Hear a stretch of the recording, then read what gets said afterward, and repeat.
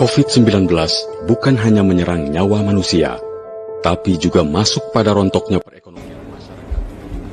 Halo teman-teman Instagram, ya di video saya kali ini saya ingin menjelaskan sedikit tentang vaksin ya, tapi bukan menjelaskan tentang detail vaksin enggak, tapi saya ingin menanggapi beberapa pertanyaan yang banyak masuk.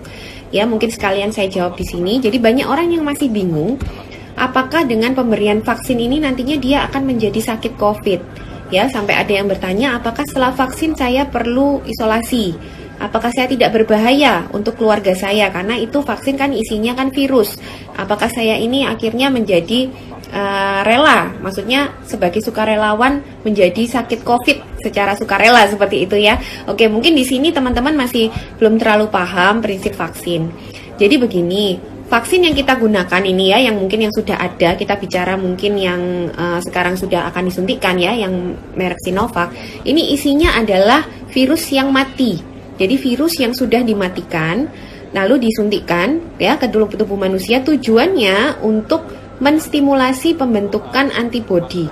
Antibodi itu apa sih? Jadi antibodi itu adalah senjata khusus yang bisa dibentuk oleh manusia secara spesifik terhadap kuman atau mikroorganisme yang masuk. Jadi antibodi ini tidak mungkin muncul sendiri kalau orang ini belum pernah kemasukan mikroorganisme yang khusus ya. Misalnya kita mau dapat antibodi terhadap COVID, itu tidak mungkin terbentuk sendiri kalau kita belum pernah terinfeksi secara alami atau kita tidak divaksin. Karena vaksin itu isinya kan sama-sama virus, cuman virusnya ini sudah mati, jadi dia tidak akan menimbulkan penyakit pada orang yang divaksin, tapi dia masih cukup untuk bisa menimbulkan antibodi. Karena tetap dia adalah benda asing ya, yang masuk ke dalam tubuh, di mana prinsipnya manusia itu bisa membentuk pertahanan terhadap benda-benda asing yang masuk, termasuk kuman ya. Nah, virus ini diambil posisi dia mati, jadi mati hanya untuk men-trigger ya, hanya untuk menstimulasi supaya antibodi ini terbentuk.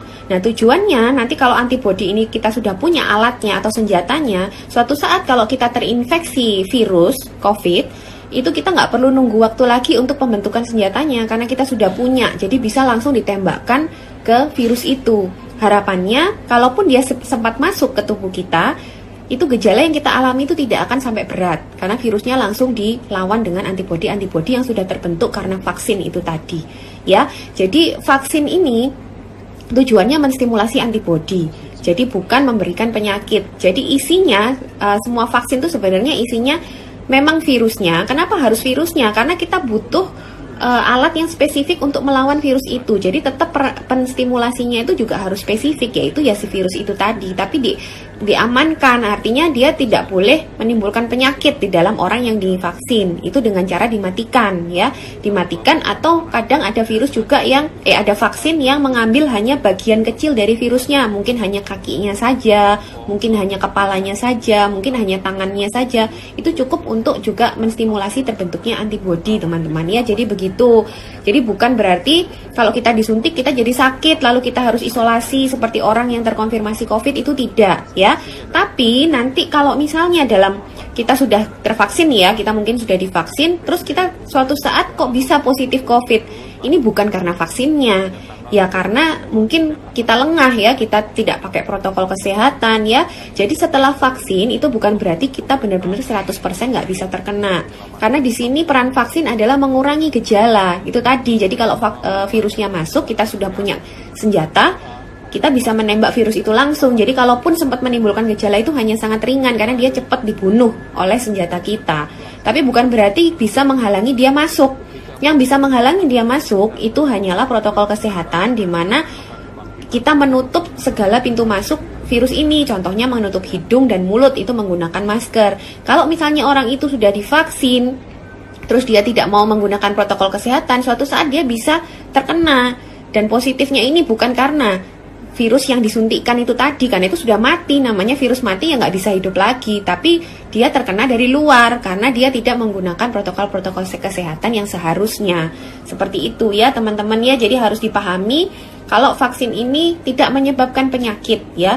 Ini sebenarnya bukan konsep baru ya. Jadi vaksin-vaksin yang lama pun yang kita gunakan untuk anak-anak kita juga, ini konsepnya juga sama seperti ini. Ya paling kadang setelah vaksin kan kadang anak kita juga demam ya.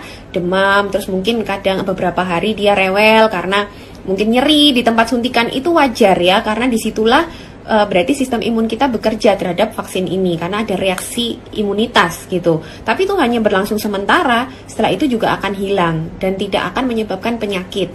Ya, mungkin itu yang harus dipahami teman-teman ya. Jadi tidak usah ragu untuk vaksin, di mana vaksin ini sudah efektif dan aman. Tapi sekali lagi tidak bisa mencegah penularan, dia hanya mengurangi gejala.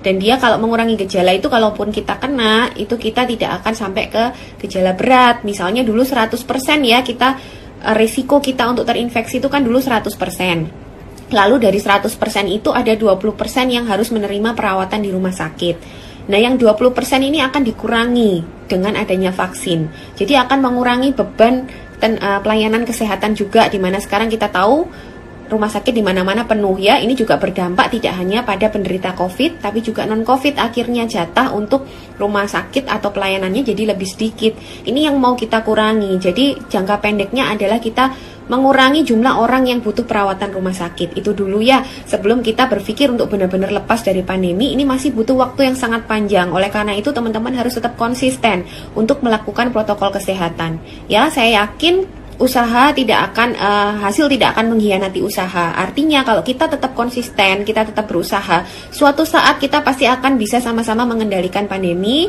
dan suatu saat pula kita mungkin bisa pelan-pelan akan lepas dari protokol kesehatan. Tapi kita harus sabar karena ini semua adalah usaha yang harus dijalani pelan-pelan ya. Mungkin begitu dari saya, semoga menjelaskan dan semoga teman-teman lebih paham lagi mengenai konsep vaksin. Terima kasih.